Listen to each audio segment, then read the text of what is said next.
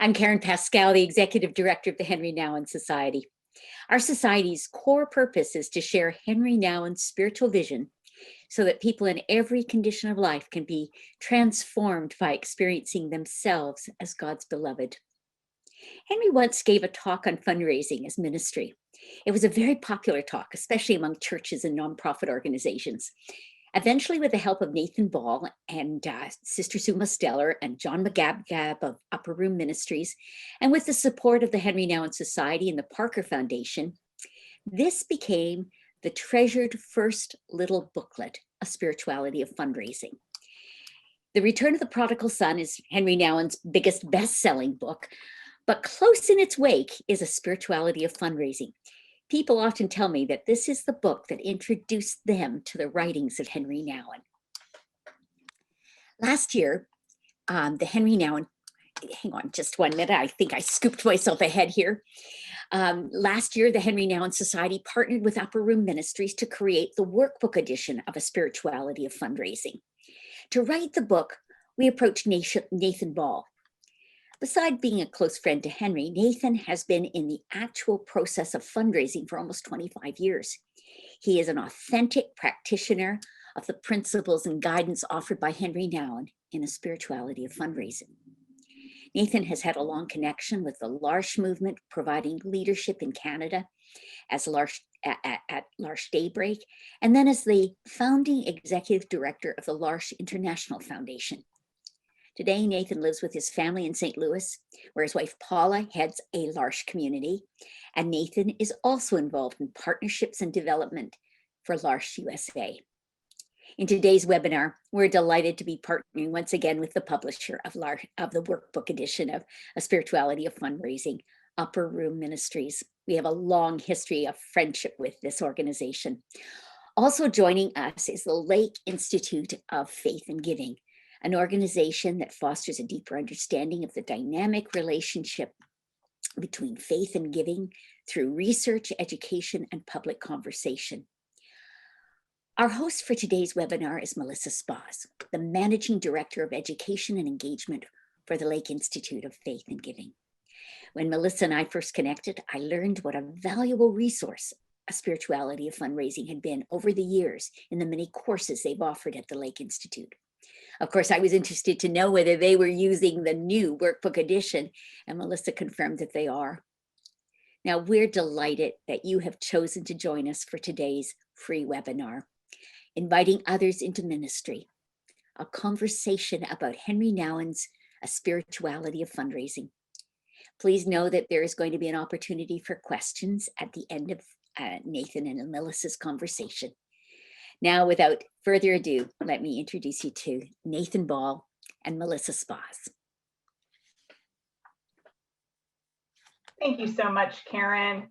It truly is a privilege and a pleasure to be invited to this space and to be joined by so many of you in talking about Henri Nouwen's work in A Spirituality of Fundraising. And it's really a privilege and an honor for me to host this conversation with Nathan Ball, who has had such a formative influence on my understanding of Henri's practice of fundraising as ministry, and whose work on the Workbook edition of A Spirituality of Fundraising has provided Lake Institute, which is part of Indiana University's Lilly Family School of Philanthropy, with an exceptional resource, particularly for congregational leaders or boards of faith-based nonprofits who are engaged in this practice and seeking to deepen their understanding of what it means to be truly spiritually oriented in development work. So thank you, Karen, thank you to Henri Nouwen Society and Upper Room Books.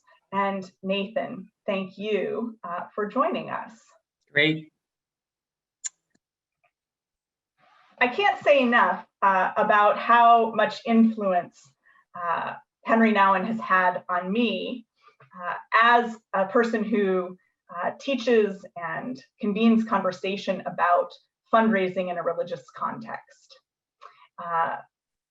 There is nothing else that compares in terms of shaping my understanding of what it means to be a religious practitioner who invites other people into ministry, into the work of faith community through fundraising, sustainability, development, mission advancement. I talk about this in a variety of ways because I think there are so many different entry points. But I wanted to ask you, Nathan, to introduce yourself and in so doing, to share a little bit about how you came to know Henri Nouwen and how his work has influenced you. Great, and just let's have fun. And I was told not to lean forward when I'm talking to Melissa, and I don't know if I can refrain myself, so I'll do my best. I met Henri. I'm a Canadian, and had come in touch with the L'Arche community, the L'Arche movement in Canada. And after college, I made a decision to go and join the L'Arche community in France. And for those of you who don't know, L'Arche is an organization, a movement now in about 40 countries, where people with and without intellectual disabilities live together in small faith communities. It's like a late 20th, early 21st century experiment in how people of varying differences and backgrounds can live together and grow together. I had been in France for about 6 months, and Henri arrived from Harvard University. He had negotiated a sabbatical and had decided to spend a year in France. So that's how we met, and over the next decade became very close friends. Eventually, for different reasons, we both moved to Toronto and were part of the L'Arche community in Toronto. What I would say is that like lots of or some of our relationships, I had a multi-layered relationship with Henri. He was old enough to be my father. I didn't know much about his writing before we met. So he wasn't like a famous person for me in that way. We were both English-speaking men in a primarily French community, so we were drawn to each other, I suppose, because neither of our French was very good. But it became a very close friendship, which had a big impact on both of our lives. What I thought I would, just thinking, Melissa, is that there's lots I could say about Henri's impact on my life, but if I want to zero down and focus on the topic of fundraising, I have a very curious thing to say, and that is that Henri was at the same time somebody from whom I learned nothing about fundraising, and he was somebody from whom I learned everything that I think I really need to know about fundraising. So let me just explain that. Henri, yes, you'll have to say more about that. So Henri was, he wasn't a fundraiser. That wasn't his calling. That wasn't his vocation. He did do some fundraising, so he didn't know anything about the difference between an operating fund and a capital campaign, or what a CMR was, or any other kind of database. He didn't know anything about moves management, or what his theory of change was. He didn't read books on how to do the ask. So he didn't have any of these, what we would call sort of practical best practice skills about fundraising. But two things come to mind. First of all, Henri taught me about the primacy of the human heart. Mm. And I want to say it again because there's so much that is layered into that phrase, the primacy of the human heart. From Henri's personal experience, and he was a very well studied, he was had degrees in psychology and in theology. He was, the word I've used is a cartologist of the human heart, a person who mapped the human heart. He knew the contours of the human heart. He knew about our longing, about our aspirations, about our pains, about our joys, about the capacities of the human heart. And he was the first person who taught me, not by sitting me down and giving me a lecture or teaching with me, but he taught me through the way he lived. And as I listened to him speak in various contexts, that things like success and personal achievement, status, money, those kinds of things, none of those things matter unless they're integrated into the heart's deepest desire, which is for longing and for connection and for intimacy. But it turns out that these things are not just for the mystics. They're not just for really holy people who are pious all the time. It turns out that this is also the language of people who want to embrace fundraising as a spiritual vocation, who really want to bring together fundraising and spirituality. And the reason is that you, me, Karen, who just spoke, our financial partners, our volunteers, our board members, our beneficiaries, we all have a human heart. We all are deeply, deeply shaped by what happens at the level of our heart. And we live in a society that tends to emphasize or value what goes on in the head. And so this has big implications for us as fundraisers about how we relate to people when we are asking or inviting people to partner with us, and also the ways in which we give ourselves to other people. So number one, I think this and the whole book, The Spirituality of Fundraising, is built on this premise, on his life's work, which is to say that we need to pay attention to the human heart. That's where ultimately we will find our sense of meaning and purpose and connection. Can I give you one more quick example? Sure. Please, go ahead. Well, I was just going to say that it strikes me that this emphasis, that primacy of the human heart, is revealing to me about the resonance that many different people experience with the essays, with the presentation of idea in a spirituality of fundraising. So Lake Institute's work is broadly ecumenical and intentionally multi-faith. And we bring this resource to people of all faiths and occasionally people of no faith.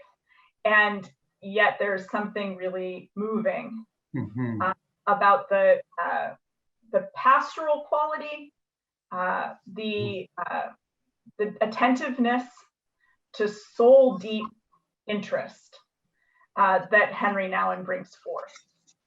So I wonder if you would say some more about that, about why his vision is so compelling. Yeah, I think it is the universal experience of the cry of our heart. And many of us are far too defended to be able to talk about this easily with other people, but it's who loves me, who cares for me, how am I being perceived by other people, where do I fit in, how do I really belong? And the learning for me is that when we are out inviting people into mission with us, if we don't pay attention to not only our own heart, but the hearts of the people with whom we're engaging, then we have disconnected this process of asking for money from the broader universal human process. And Henri makes those connections. And that's just been lived out year after year after year. That does not mean that we do counseling with people. It doesn't mean that we're crossing boundaries in terms of what we talk about, but it does mean that we're personal. And that those of us for whom that's easy can celebrate that that's a gift that we have. For those of us who don't do that so easily, it does mean that there's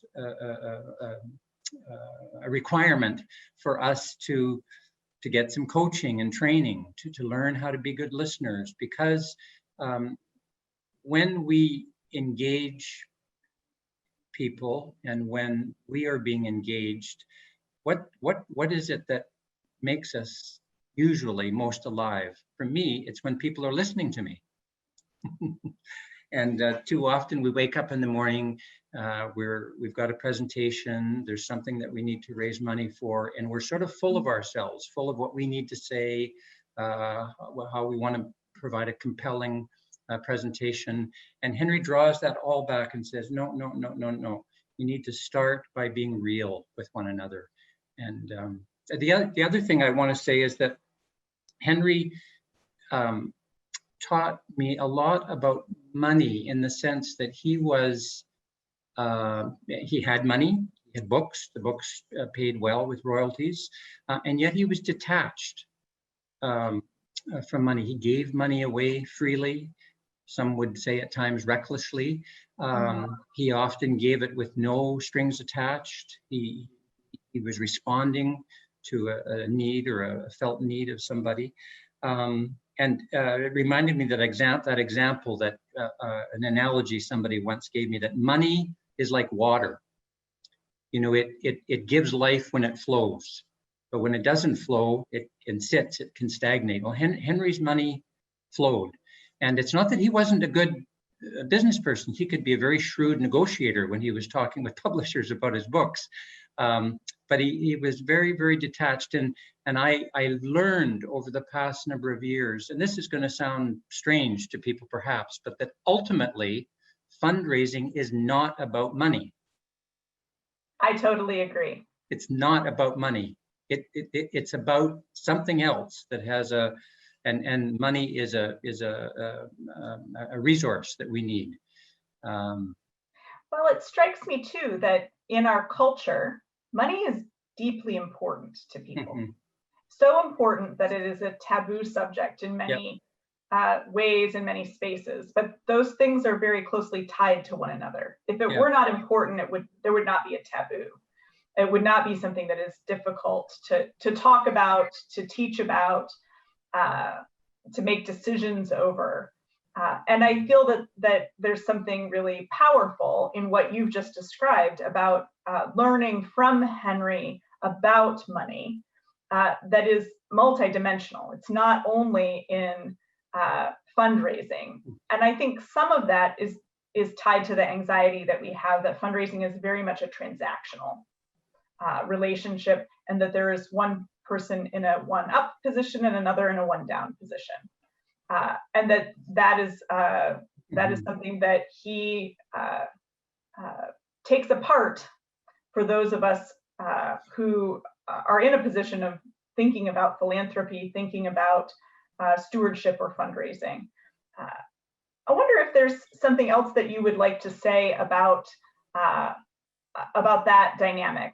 I noticed you saying something about freedom and the sort of unguarded and free relationship with money that you saw modeled by Henri. Mm-hmm.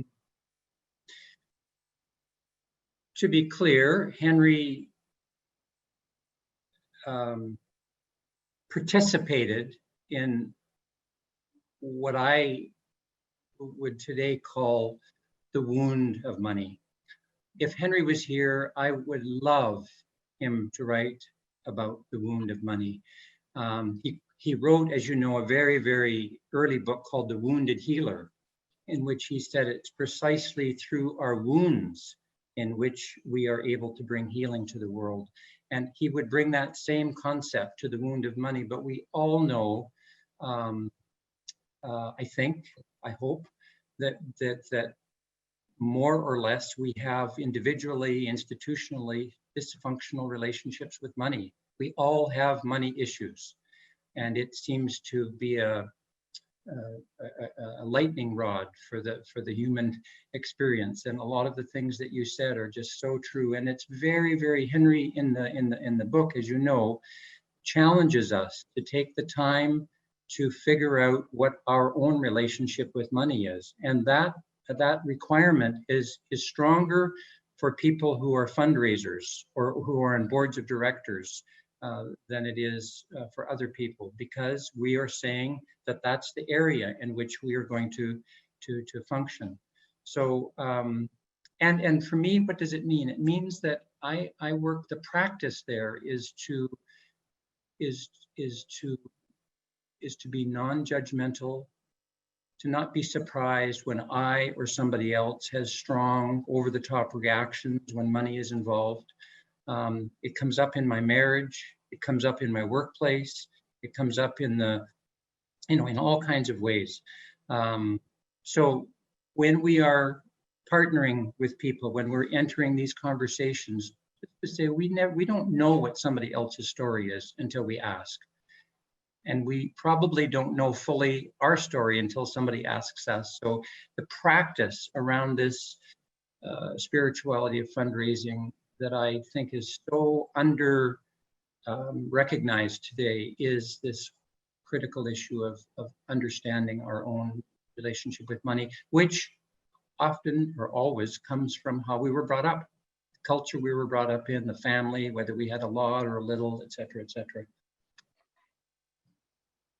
In your knowledge of Henri's experience as a fundraiser, do you think that these are things that that he wrestled with? Did he have models of how to do it well, or practices that helped him to arrive at the place where we know him? Mm-hmm. No, I don't think so. He didn't have, he was friends with some fundraisers, but I don't think it's a topic that he thought a lot about. He well might have written this talk the day before he gave it many, many years ago. His expertise was taking almost any realm of life and taking people who were engineers or financial or fundraisers or educators and pulling them back to these first principles about the primacy of relationships, the importance of belonging, the integration of the inner and the outer life. I do think of, I know I gave you a couple of slides earlier. Could you put on the one which has that quote from Thomas Merton? Because although Henri didn't have any mentors in the area of fundraising, he had a kinship. Thomas Merton was a soul friend. It's not that he knew him well. I think they only visited once. But I love this quote, which was penned by Thomas Merton in 1970. So in 1969, we had the successful moonshot, the first walk on the moon. And a few months later, and if I can read it, I'd love to just do that. Thomas Merton wrote this: "What can we gain by sailing to the moon if we are not able to cross the abyss that separates us from ourselves? This is the most important of all voyages of discovery." Now, today, if he wrote it, he might say, what can we gain by sailing to the moon if we're not able to cross the abyss that separates us from ourselves, from one another, from people who are different, from people who believe different things than we do and have different values? This is the most important of all voyages of discovery. So this is something that Henri penned in his own way. And I think part of the resilience between, or not resilience, but the connection between he and Thomas Merton, or Henri and the writings of Thomas Merton, was this shared vision that the inner life, the matters of the heart, matter very, very, very, very much. Parker Palmer, who many people might know and who I love reading, said it's something like this. He said, we can only go out into the world with as agents of change to the extent that we're willing to go down, to go in and to learn. And I was just last week, we got a very, very beautiful large gift. I'm talking about a monetary gift from one of our supporters. And as has happened in the past, the check came with a sticky note on it, with a smiley face on it, completely unrestricted, and with a note that says, "So happy to be on the journey with you." And I know that the journey that this couple is talking about is not the journey of how many meals are we providing, how many new projects do we have. It's this inner, external journey of being on a human journey. And I think many, many people are like that. Yeah. Well, I'm struck by this, something that I routinely say in the course of inviting people to grow in their practice of fundraising as religious leaders. Is that if fundraising is not primarily about money, what is it about? And I would say that it is about relationships. Yeah. And I see that so clearly in thinking about just what you've described, and that inner journey and that outward journey, and accompanying others, helping them to discern. I also think that one of the most powerful things that I have learned from Henri Nouwen is about the inherited expectations and practices that we have about money, and how that intersects with our expectations about philanthropy, about giving, about asking for gifts and receiving them. And that the way in which he talks about a conversion in the process of fundraising has been incredibly helpful to me as a Christian, yes, but also as a person who invites others to a new relationship with money. And I wonder if there is something that you would say about that in the day-to-day life. I mean, you are a successful fundraiser, a long-time professional fundraiser, and someone who does it in this mode. I wonder what that looks like in your own practice. So my first very strong reaction is yes. And I want to say this, that there's no secrets here. There's no magic sauce. There's nothing that we can drink. This is about, and Henri's putting this on the table for us. This is about a set of practices and habits that will help us to be fully present to the work, to the people, to the mission, to the life that we live, to be fully present. And I had thought that I might talk a little bit about language, but maybe, Melissa, you could put up, there's a slide that sounds like it would be for language, but I'd love to use it right now in the context of this conversation about conversion. Conversion, I think, is a politically incorrect word these days. So I just want to acknowledge that.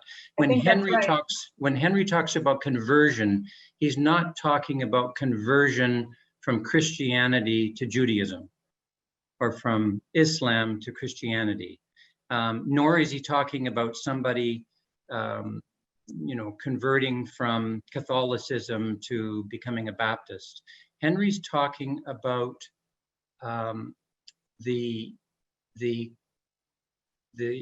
he's talking about spiritual growth and development, shifting our eyes from one focus to another focus. No, it strikes me that sometimes we talk about that as a shift in mindset. Exactly. That feels too thin to me. Yes. which is why I continue to want to talk about conversion, which has Yeah. a depth to it. Exactly. No, I like that. I like that a lot. I like that. So in a way, and Henri starts his conversation about conversion saying the first person that needs to be embracing this journey of conversion is the person who's asking. And yes, there's an opportunity for change and growth for the person who is being asked to partner. So it's a very, very broad concept for Henri. And I was going to talk about language later, and perhaps I won't do that. But let me use this slide just as examples.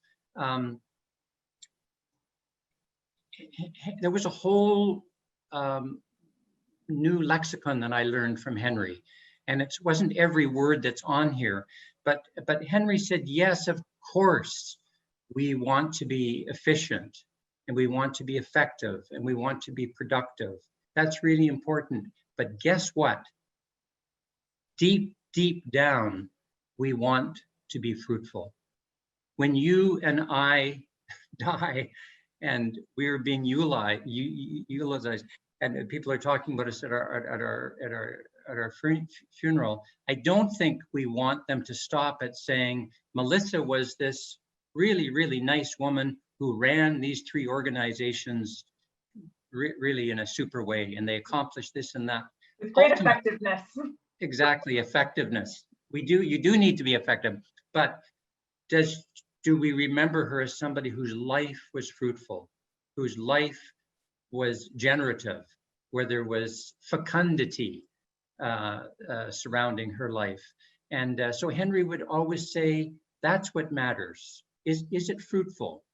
Not is it right or is it wrong, but is it fruitful? And so then he would talk about the converting or putting our eyes upon what does it mean to live a fruitful life, or what does it mean to be someone who has made friends with their human vulnerability and is relating to other people, not from the perspective of strengths. You did this, I did this, you're good at this, I'm good at that. You can go into a million meetings every day in politics or business, and people are touting their strengths. You know that underneath all of that, there is a lot of vulnerability. There's a lot of chaos. And Henri wasn't saying that we need to put that all out there, but he was saying, can we accept? There's an invitation to accept that we are all vulnerable. And the woman or the man who loses a child in tragedy in America suffers in the same way that the woman or man who loses a child in Iran or Afghanistan or in Africa. He said, that's what joins us together. That's the communion or community that we have as people that suffer in the same way. And so can we think about conversion in terms of how we think about vulnerability? So I could spend a long time going through this list, and I know that we can't do that, but well, I'm just struck though that we have a rich vocabulary. Yes. That comes from our spiritual traditions, and we often subject ourselves to a poverty of language or a poverty of vocabulary, of concept, when it comes to practice, including practices, or maybe particularly practices that make us a little bit uncomfortable. The way that fundraising does for so many people, the way that dealing with money does for so many people. And so then we fall back into a position that is deeply unspiritual, because we know that there's an appropriateness to business language, to talking about effectiveness and sort of the mechanics of technical work, or of a relationship that, yes, is a transaction, instead of feeling like we can be deeply resourced by the richness of tradition and what we might access if we were to convert our expectations, our mindset, to a way of thinking that is deeply integrated and explicitly integrated in our own identity in faith. So fundraising as ministry is deeply, deeply concerned about the well-being of everybody. The person who's being asked, the person who's asking, Yes. the beneficiaries. And it's not about, having 5 minutes of silence in the morning or saying a prayer, and then at the end of the day, doing the same thing. That's not fundraising as ministry.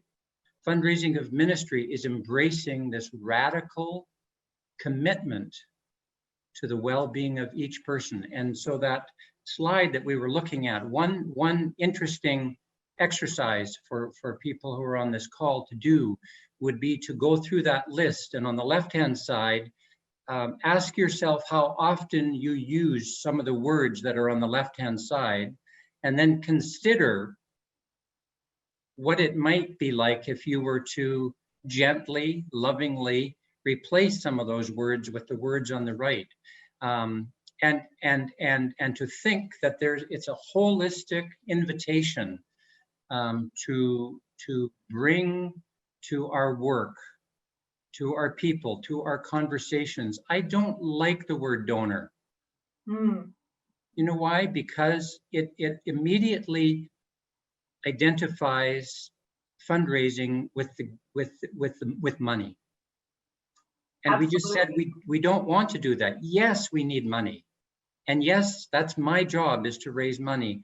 But in a paradoxical way, I will only be successful in helping to increase the flow of financial resources to my organization if I can take money off the table, if I want to do this from a spiritual perspective, which does not mean that our goals are less, that we're less efficient, that we'll raise less money than somebody who might be, very, very aggressive, very, very compartmentalized. I remember talking to a fellow once. We were in his office. It was a breakfast meeting early in the morning, and I said, how are you doing? And he said, I just had this awful thing. He said, I'm driving my car to the office, and this person from the hospital foundation called me because my wife and I are giving a major gift, and they just spewed a few things at me while they were obviously trying to get through a traffic jam. And he said, it's the worst. And I thought, I wonder if that person will ever know. So he felt the distance. He felt the fact that he wasn't the subject of this person's attention. He experienced that. And many people do. Henri makes a very, very radical statement, which I wish he was here and that he could dialogue with us about it. But he makes this statement that fundraising as ministry can never be fully embodied unless the giving is good, spiritually good, for both the asker, for the person or family that's giving, and for the beneficiaries. You could add other people to that. That's a really, really high bar. That's a really high. Sometimes, I don't do it all the time because often you can sense it, but sometimes I actually ask people when we've had a final conversation and they've made a gift, to give a gift of $1,000 or 500 or 10,000 or whatever the amount is, and to say, and I would say something like this: this was a really, really beautiful process for me, and we'll stay in touch. We're going to be together. But I wonder, how was it for you? Do you feel peaceful about the decision that you just made? And people love being asked that question. Oh, I can really imagine that opens up a new intimacy, a new layer of a new depth in the conversation between fundraiser and donor. I do think it is a very high bar to have this be something that we expect of all of our giving, that it is spiritually good for fundraiser, for donor, for beneficiary. And we have perhaps insufficient practice Right. in recognizing what is spiritually good for us, much less being able to ask someone else to share about how it is with their soul regarding an activity that they're engaged in. I'm always struck that so often in the U.S. context, in professionalized nonprofit life, including in congregations, there is often a silo around the business operations, including a silo around the work of development that separates it from the work of ministry. And that this creates an uncomfortable dichotomy that a fundraiser who seeks to be integrated must overcome.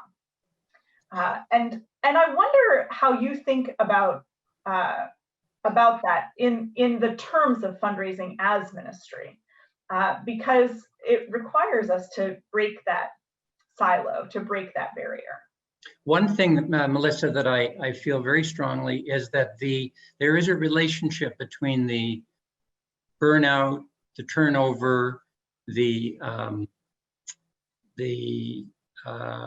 difficulty that people have sustaining, a career or vocation in fundraising over a long period of time. There's a relationship between that and what we're talking about in this sense. And Henri again very clear on this, that what the heart wants, what we want is to be connected to the people that we're working with, that we have a sense of being part of a team of people. I've met fundraisers that has been a long time since they were, out on the field. They were, in the home. They have little stories to tell, but we don't see encouraging and finding ways for people to make these connections because the work of the day seems so urgent. It's so stressful. There's goals. There's the money that has to be raised, and I'm all for metrics about number of visits and how we spend our time. But when people are asked to live their role by metrics, and there's a lack of vulnerability and mutuality in their day-to-day work, I think they get burned out. And the other thing that I think is that just what you were alluding to is that there's millions of books read about skills and practice, best practice. You can get all kinds of stuff, and there are there's coaching that people can get, and all of that's important. But the kind of coaching for the vision that Henri lays before us is very rare. And I've really enjoyed the coaching that I've done over a number of years. And it is about, we have these goals, this is where we're going. And so this is the money we need in order to get there. So how are we going to get there? So it's very practical, and we can get into the question of how are you doing in that relationship? How are you doing with yourself? Where are you lacking courage? Where are you bumping into your own wounds? And let's talk about, so it's not therapy, it's not spiritual direction, it's fundraising. But so I think there's a huge need for coaching that combines the inner and outer life of fundraisers.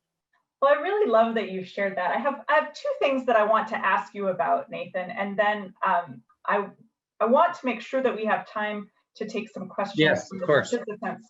I want to just mention, if you have a question that you would like to direct to Nathan, please use the Q&A function, which is enabled in the webinar, and we'll be able to see your question there.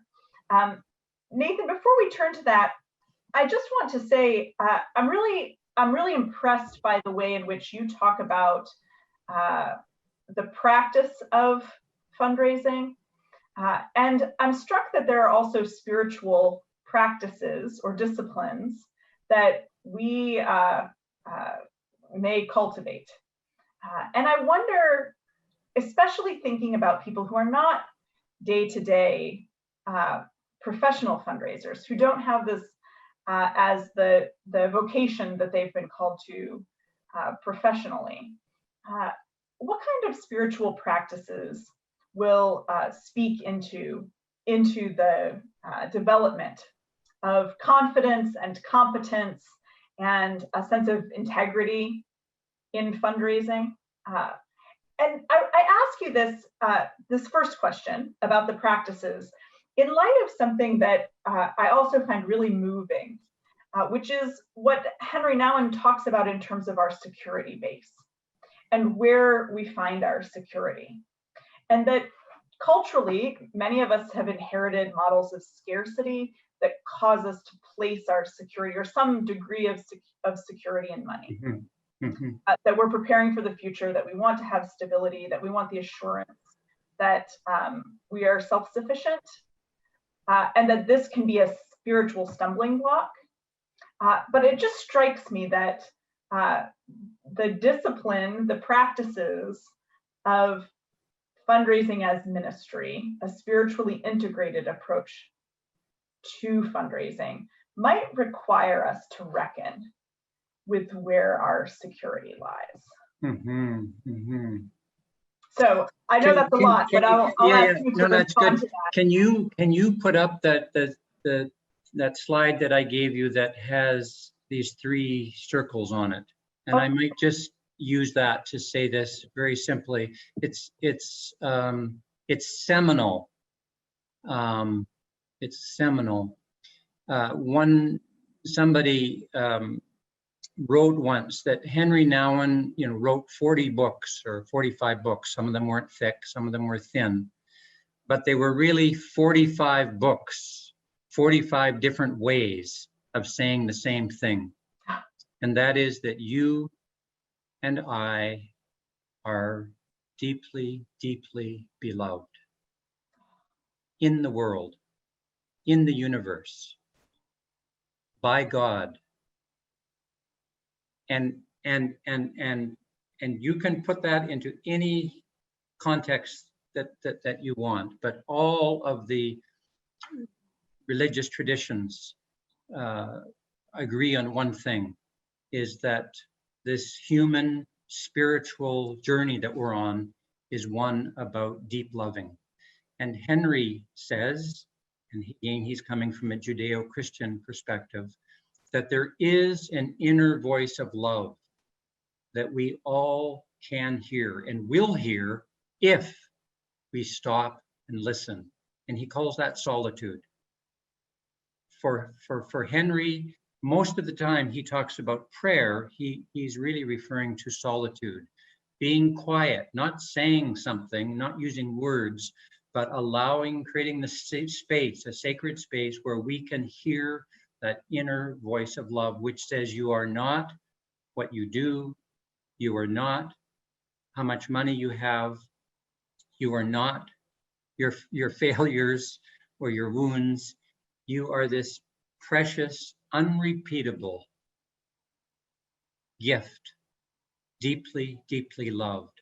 So the first practice for Henri, this fundamental foundational practice, is that we all do what we need to do to hear that inner voice. And we need other people, because usually when I sit down and become quiet, my head just gets full of all kinds of things that I think I should be doing, or I forgot to do this, I forgot to do that. I'm worried about this, I'm worried about that, and kind of push those. And often I get into a kind of a place of desolation, and that's what spiritual direction is. Somebody who can help us find the way to get back, remind us of that word of love. So Henri, and I'll just end with this, Henri says there's this movement which goes around and around and interfaces in different ways, is that we need to begin our work as fundraisers with this deep knowledge that we're loved. When we know that, then we can go into community and we can begin to find relationships, and we can have accountability, and people can challenge us, and there's people to help us.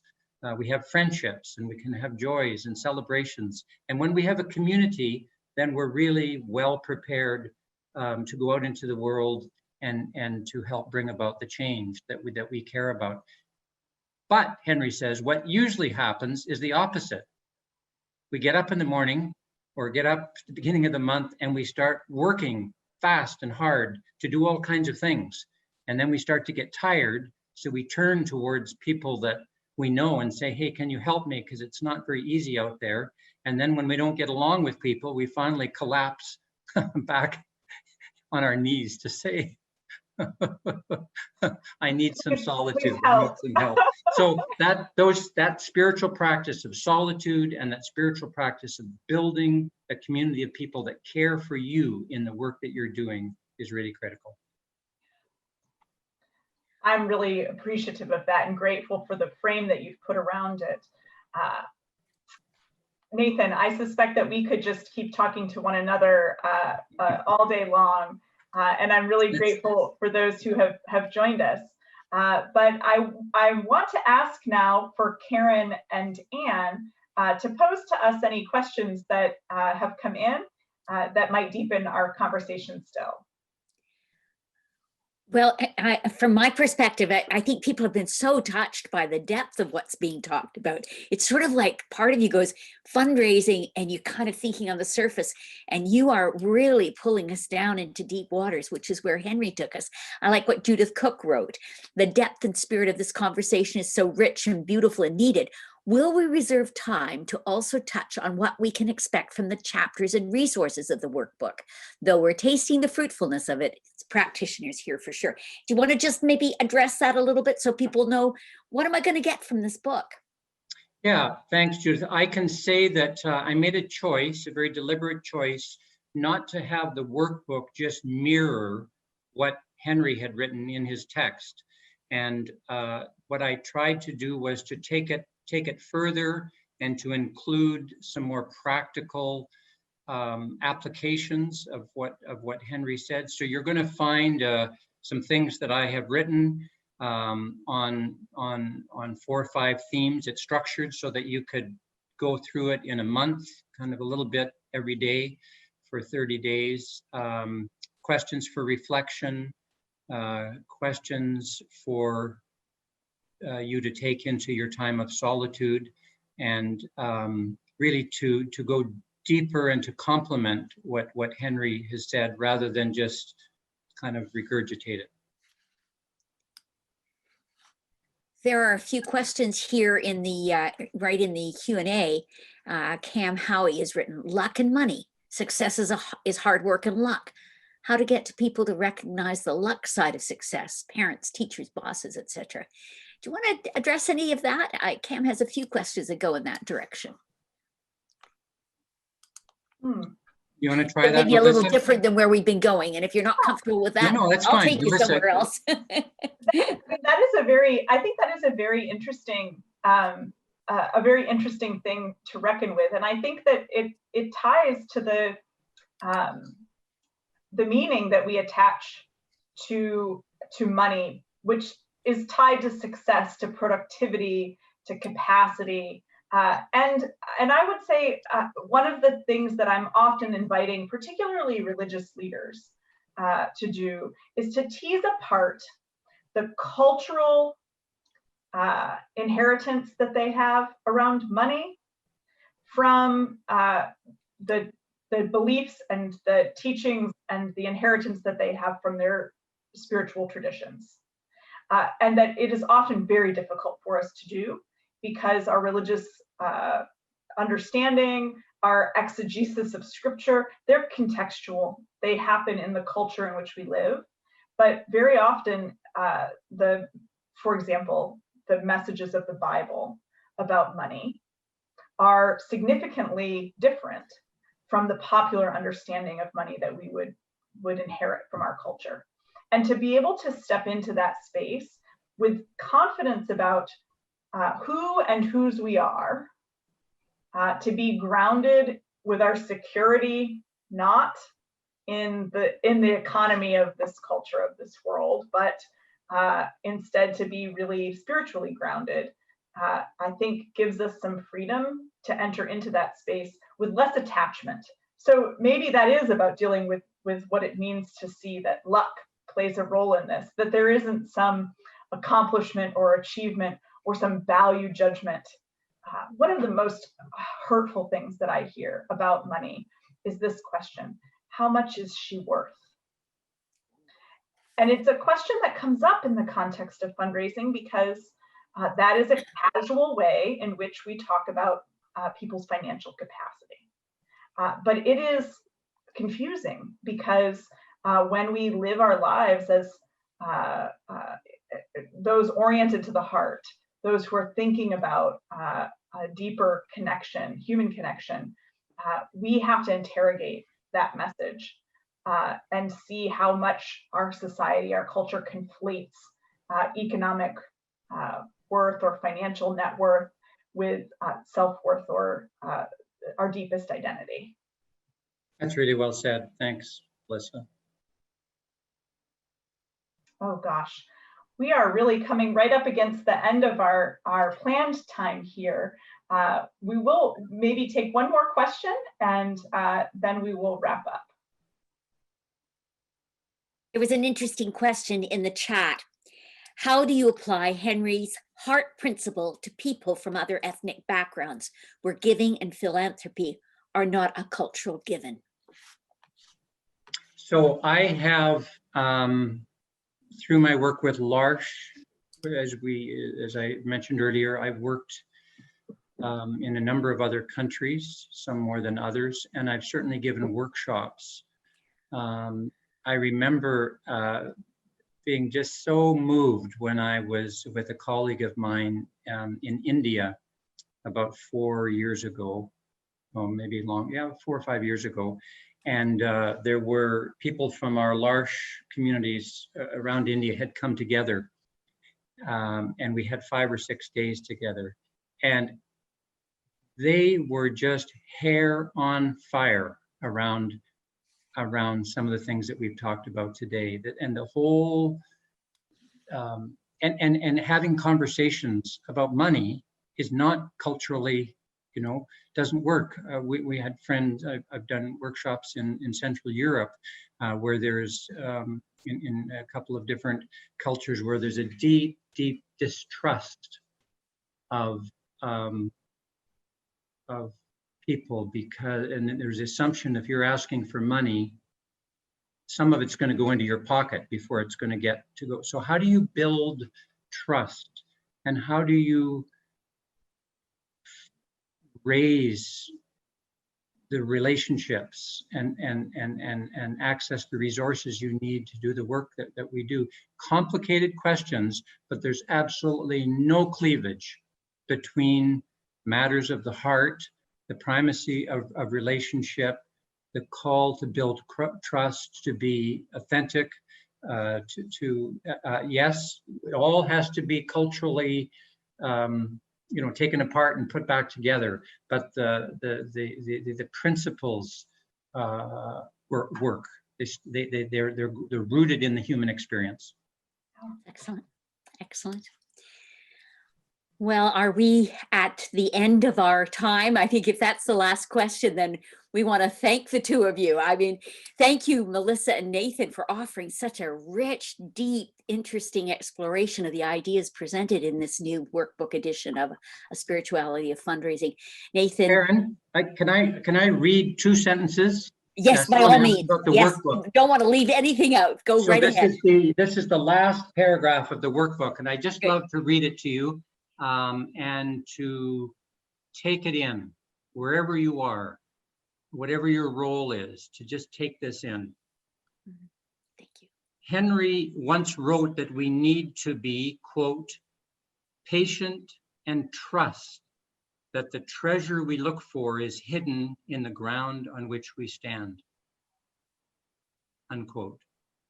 The fundraising work that our communities, that your communities need, will not be met by some extraordinary person who has special talents.